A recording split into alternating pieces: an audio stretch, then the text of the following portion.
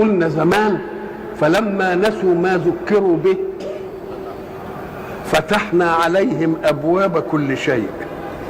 ادانا له بركة في صحة وبركة في مال وبركة في ولد ومش عارف ايه، حتى إذا فرحوا بما أوتوا أخذناهم ايه بغتة. ليه؟ أم قال لك لأن الله حين يريد أن يعاقب واحدا على قدر جرمه مع أخيه الإنسان في الحياة الدنيا يعمل فيه ايه؟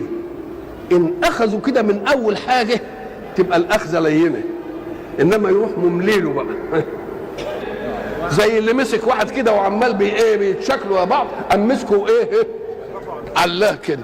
هو علاه ليدلله ولا علشان يبقى الهدر جامد؟ كذلك الحق سبحانه. قلنا زمان فلما نسوا ما ذكروا به فتحنا عليهم أبواب كل شيء. ادانا له بركة في